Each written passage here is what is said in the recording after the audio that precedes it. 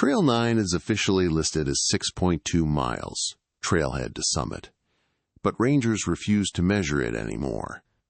Because every measurement produces a different result.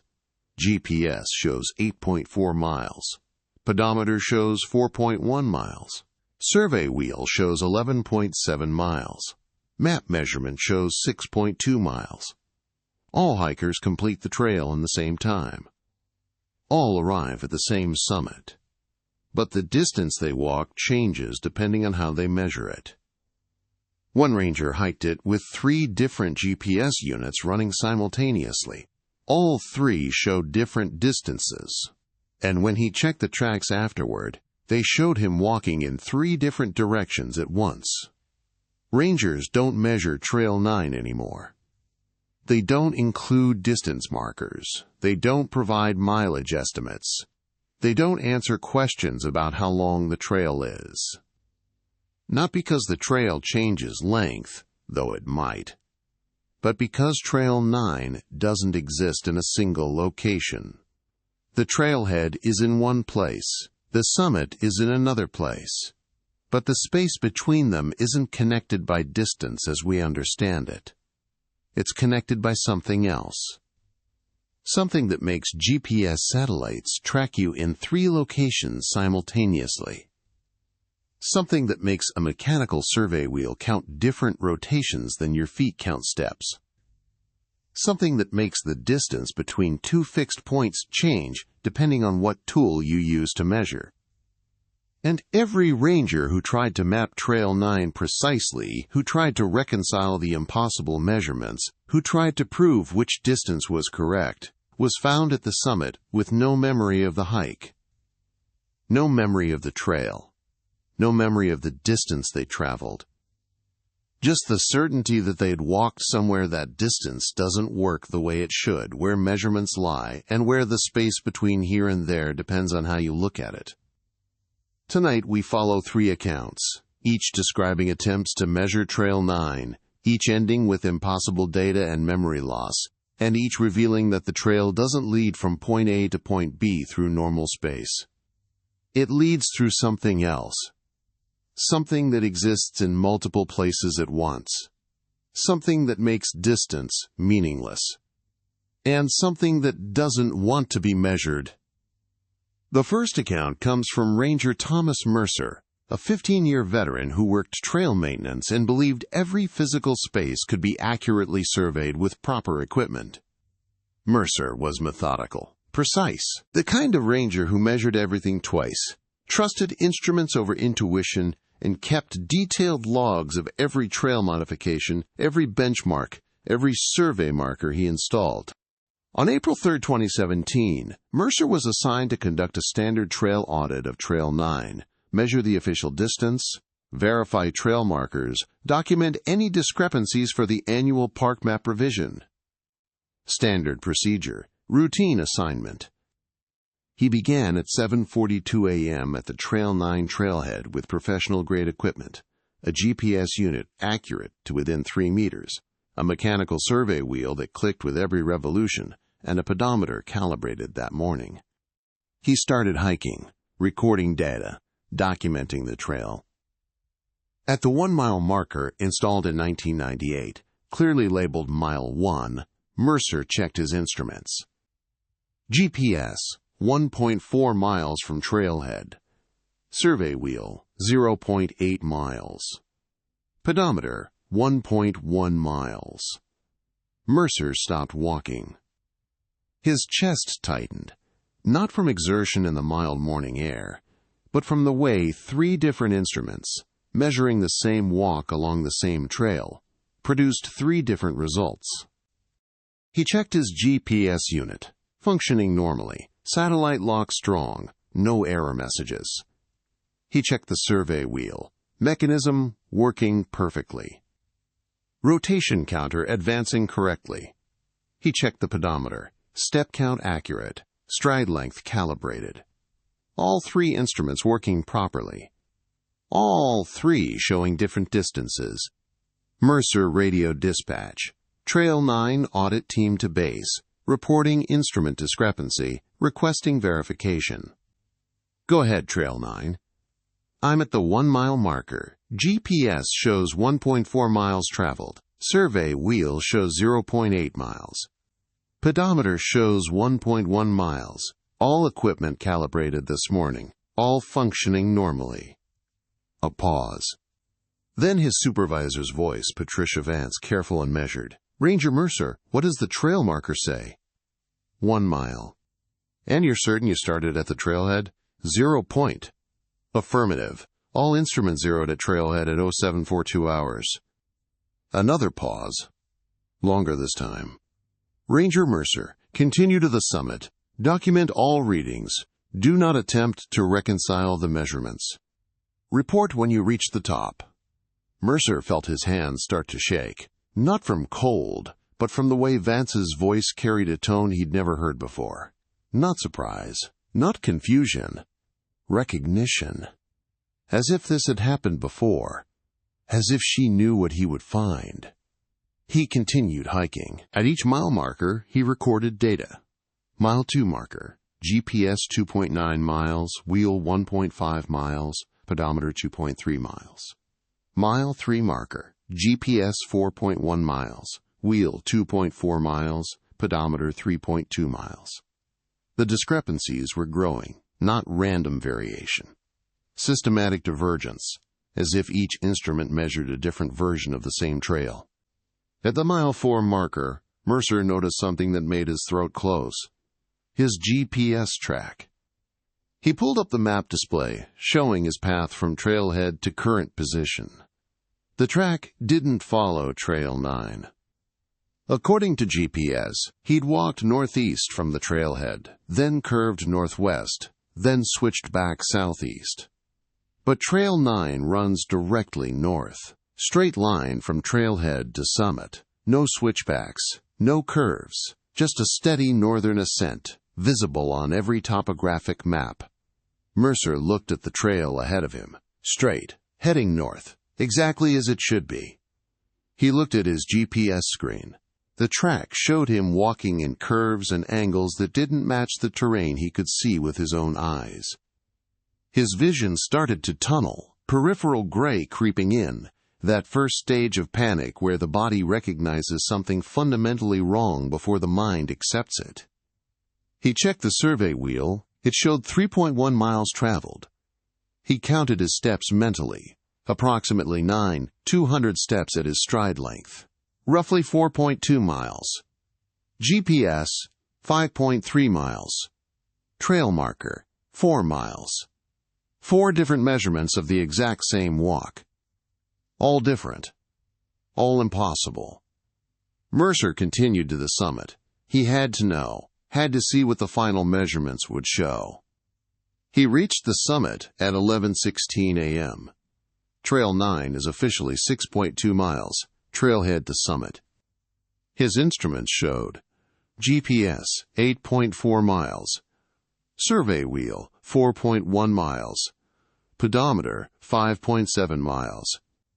His watch showed he'd hiked for 3 hours and 34 minutes, standard pace for a 6.2-mile trail. But the distance he'd traveled, according to 4 different measurement methods, ranged from 4.1 to 8.4 miles. A variation of 4.3 miles. On a straight trail. On a clear day. With functioning equipment. Mercer sat at the summit and tried to reconcile the data, tried to find the error, tried to understand how distance itself could be wrong. But the numbers wouldn't align, couldn't align. Distance wasn't consistent on Trail 9. And worse, when he pulled up his GPS track to review the entire hike, the track showed 3 different paths. Not a single track with errors. 3 distinct tracks, all starting at the trailhead, all ending at the summit. But taking 3 completely different routes between those points. Northeast route, 8.4 miles. Curved northwest route, 7.1 miles. Meandering southeast route, 9.2 miles. All recorded simultaneously by the same GPS unit, as if he'd walked 3 different trails at the same time. as if he'd existed in 3 locations at once, each covering different ground, all arriving at the same destination. Mercer tried to radio dispatch. Static. He tried his cell phone. No signal.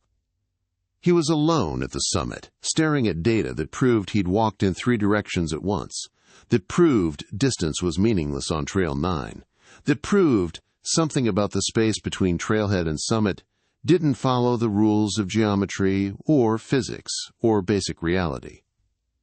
He descended. He had no choice. The only way off the summit was back down Trail 9. He reached the trailhead at 2:47 p.m. His supervisor was waiting. "How far is Trail 9?" she asked quietly. Mercer opened his mouth to answer, to explain the measurements, to show her the data. But he couldn't remember. Not the measurements, not the numbers, not the discrepancies. He remembered starting the hike. He remembered reaching the summit. But the distance between those 2 points, the trail itself, the space he'd walked through, was gone from his memory. Completely absent. As if his mind couldn't hold information about a distance that didn't exist consistently. "I don't remember," he whispered. Vance nodded slowly. "They never do. Did you try to reconcile the measurements?" I think so. I remember trying to understand. Trying to make the numbers match. But I can't remember what the numbers were." "The trail doesn't want to be measured," Vance said. "Everyone who tries to map it precisely loses the memory of the distance. You can remember starting. You can remember finishing. But the space between the actual trail becomes impossible to recall, because your brain can't store memories of a place that exists in multiple locations simultaneously." The second account comes from Dr. Sarah Chen, a spatial physicist who specialized in topological anomalies and non-Euclidean geometry. When she learned about Trail 9 from a leaked Forest Service memo, she became obsessed with understanding the mechanism. On September 14, 2019, Chen obtained authorization to conduct a comprehensive spatial analysis of Trail 9 with university-grade measurement equipment. She brought 3 synchronized GPS units, all recording simultaneously, 2 mechanical survey wheels, a laser rangefinder, photogrammetry equipment, quantum positioning sensors designed to detect spatial distortions. Her hypothesis: Trail 9 existed in a localized area of non-Euclidean space where parallel lines converged, where distances were relative rather than absolute, where the geometry of space itself was unstable. She began at the trailhead at 6:34 a.m. All instruments zeroed, all recording, all synchronized to atomic clock precision. For the first mile, measurements showed normal variation, small discrepancies within expected margins of error. But at mile 2, her quantum sensors spiked. Spatial distortion detected. Magnitude, moderate. Type, unknown. Chen stopped, set up her full measurement array, began detailed analysis. Her 3 GPS units showed 3 different positions. Unit 1 to 2.1 miles north of trailhead. Unit 2 to 2.7 miles north-northeast of trailhead. Unit 3 to 1.8 miles north-northwest of trailhead. All 3 units were attached to her backpack, all 3 measuring her exact position, all 3 showing her in different locations. Not GPS errors, not satellite issues, not equipment malfunction. 3 accurate measurements of the same physical object existing in 3 different positions simultaneously. Chen's hands started shaking. Not from excitement, though that was there, but from standing at a point in space that her instruments claimed was 3 different points at once. She activated her laser rangefinder, pointed it back at the trailhead. Distance reading, 2.4 miles. She walked 10 steps forward, pointed the rangefinder back again. Distance reading, 2.1 miles. She'd walked away from the trailhead. The distance decreased. Chen felt her vision tunnel, her peripheral sight going gray, her body trying to protect itself from processing information that violated fundamental assumptions about how space worked. She continued hiking, recording everything, documenting the impossible. At mile 4, her quantum sensors registered critical-level spatial distortion. She stopped, checked all instruments. GPS unit 1 to 5.2 miles from trailhead, bearing 358 degrees. GPS unit 2 to 4.1 miles from trailhead, bearing 012 degrees. GPS unit 3 to 6.7 miles from trailhead, bearing 342 degrees. All three units were strapped to her torso, separated by less than 18 inches. But according to satellites tracking them from space, those three units were positioned miles apart, as if her body occupied multiple locations simultaneously, as if she existed as three separate entities, each walking a different version of Trail 9, each covering different ground, all sharing the same consciousness. Chen forced herself to continue. She had to reach the summit, had to complete the full measurement. At mile 5, something changed. The trail ahead of her split. Not physically, the ground remained solid, the path clear and singular. But visually, perceptually, she saw three trails. One heading due north. One curving northeast. One bending northwest. All three trails looked real. All three showed wear from foot traffic. All three had the same trees, the same rocks, the same terrain features, just in slightly different positions, as if space itself had fractured into multiple overlapping versions. Chen tried to focus on one trail, keep her eyes on the center path, follow the obvious route. But her GPS tracks showed her walking all three simultaneously. Her left GPS unit tracking the northwest path. Her center GPS unit tracking the straight path. Her right GPS unit tracking the northeast path. She was hiking three trails at once.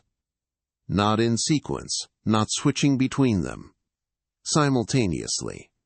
Her consciousness registering one path, one experience, one body moving forward. But space claiming she existed in three locations, walking three routes, covering three different distances. Chen reached the summit at 12:09 p.m. She immediately checked all instruments. GPS Unit 1, total distance 9.1 miles. GPS Unit 2, total distance 6.8 miles. GPS Unit 3, total distance 11.2 miles. Survey Wheel 1, total distance 4.3 miles. Survey Wheel 2, total distance 5.1 miles. Laser rangefinder to trailhead, 6.2 miles. 6 different measurements. 6 different distances, all recorded during the same hike. The variation was 6.9 miles, the difference between 4.3 and 11.2 miles. On a trail officially listed as 6.2 miles. Chen pulled up her photogrammetry data, images taken every 30 seconds, designed to reconstruct her exact path through three-dimensional analysis. The software failed. Not crashed, not encountered an error. Simply displayed, cannot reconstruct single path, multiple simultaneous routes detected, physical impossibility, check data. The photogrammetry system couldn't reconcile images that showed her in 3 locations at once. Couldn't create a map of a path that didn't exist as a single continuous line through space. Chen sat at the summit and tried to process what she'd measured. Trail 9 didn't follow normal spatial geometry. The distance from trailhead to summit wasn't fixed. It varied depending on how you measured, not because measurements were imprecise, but because the trail existed in multiple spatial configurations simultaneously. A hiker walking Trail 9 experienced one path, but Space claimed they walked 3 paths at once, their body existing in superposition, simultaneously present in multiple locations, until they reached the summit where all versions converged. Chen descended. Halfway down, her vision started to blur. Not physically, not her eyes, her memory. She could remember the measurements, could recall the numbers, but the trail itself, the actual physical space she'd walked through, was becoming fuzzy, indistinct, impossible to visualize clearly. She tried to focus, to hold on to the memory of the path, the trees, the specific rocks and terrain features. But they slipped away. Like trying to remember a dream upon waking. The trail was evaporating from her memory, even as she walked it. By the time she reached the trailhead, she remembered starting at the bottom. She remembered being at the summit. But the space between the trail itself, the 6 miles, or 4, or 9, or 11, that connected those points, was gone. Not forgotten like normal memory loss. Deleted.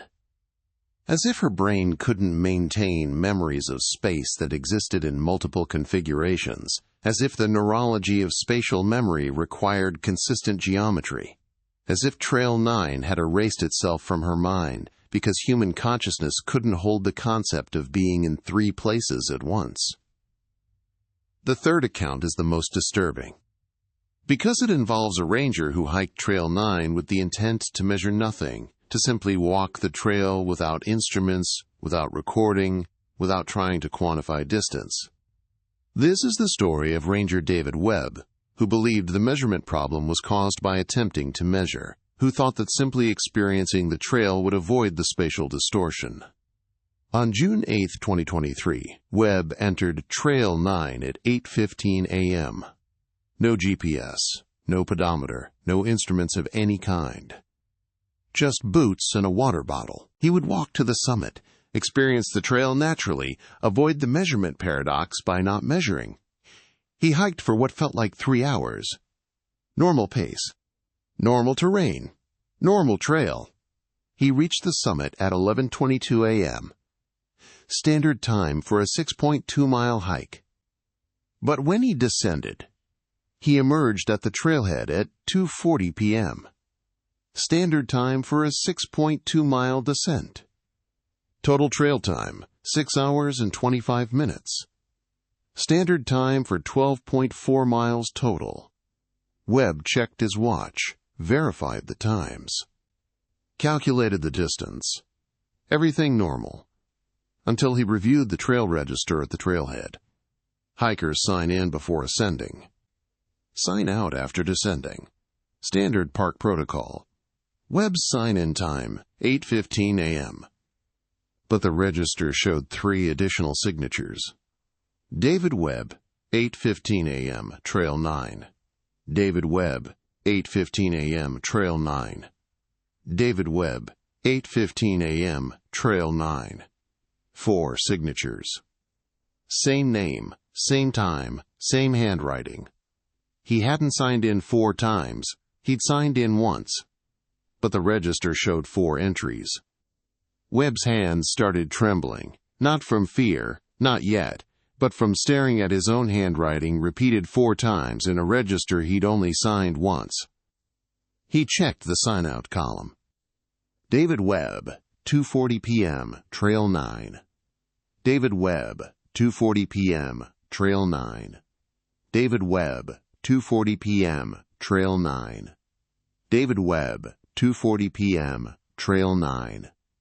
4 sign-outs. Same time, same handwriting. He'd only signed once. But 4 versions of him had completed Trail 9. Webb radio dispatch. This is Webb. I need supervisor to Trail 9 trailhead immediately. His supervisor arrived 30 minutes later. The register, Webb said, pointing. I signed in once, but there are 4 signatures. 4 versions of me hiked the trail. The supervisor looked at the register, then looked at Webb. How many times did you measure the distance?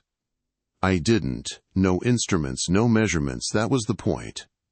Then why are there 4 of you? Webb felt his chest tighten. What? Trail 9 exists in 4 spatial configurations simultaneously. Most people experience one, whichever configuration they measure. But if you don't measure, you don't collapse the superposition. You walk all 4 versions at once. 4 separate paths through 4 separate geometries, all converging at the same summit. That's impossible. You signed the register 4 times, same pen, same handwriting, same moment. 4 versions of you experienced 4 different trails. You just remember it as one trail because your consciousness can't process existing in 4 locations simultaneously. Webb tried to remember the hike, tried to recall specific details. But the trail was already fading. Not the start, not the end. Just the middle, the space between trailhead and summit. Already becoming vague, already dissolving into a generic memory of hiking without specific spatial details. The trail deletes itself from memory, the supervisor continued, because your brain can't reconcile walking 4 different paths at once, so it erases the spatial data. Keeps the temporal data. You remember the time, the duration, the sequence of events, but the physical space, the actual terrain, that becomes impossible to remember because you walked through 4 versions of it simultaneously. Today, Trail 9 remains open, but rangers don't measure it, don't provide mileage estimates, don't install distance markers anymore. The old markers remain, mile 1, mile 2, mile 3, but rangers know those markers are meaningless. They mark points along one version of Trail 9. But hikers walk all versions simultaneously. Some measure 4.1 miles. Some measure 11.7 miles. All arrive at the summit in the same time. All remember starting and finishing. None remember the distance accurately. Because Trail 9 doesn't exist in a single location. It exists in superposition, multiple spatial configurations overlapping, all equally real, all physically present, all walked simultaneously by every hiker who enters. The distance from trailhead to summit isn't fixed. It depends on how you look at it, what tool you use to measure, whether you measure at all. Some rangers believe Trail 9 is a quantum phenomenon, a macro-scale superposition where space exists in multiple states until observed. Some believe it's a topological anomaly, a region where space folds onto itself, where parallel paths converge, where distance becomes relative. And some believe the most disturbing theory, that all trails are like Trail 9, that every path through space exists in multiple configurations, that we only perceive one version because we measure, because measurement collapses the superposition into a single experienced reality. But Trail 9's measurement paradox prevents that collapse. So hikers experience all versions at once, walk multiple trails simultaneously, exist in several places at the same time, and their brains, incapable of processing simultaneous existence in multiple locations, simply delete the spatial memory, leaving only the knowledge that they started somewhere, ended somewhere else, and crossed a distance they can't remember. If you ever hike a trail where your GPS doesn't match your steps, where distance markers seem wrong, where the path feels longer or shorter than it should, don't try to measure it precisely. Don't attempt to reconcile the inconsistencies. Don't try to prove which measurement is correct, because some trails don't exist in one place. They exist everywhere and nowhere, and the distance you walk depends on how you look at it. Trail 9 is 6.2 miles, and 4.1 miles, and 8.4 miles, and 11.7 miles, all at once, all equally true, all impossible to remember, because distance is an illusion, space is relative, And Trail 9 proves that the path between 2 points isn't a line. It's a superposition. And you walk all versions simultaneously. Even if you only remember one.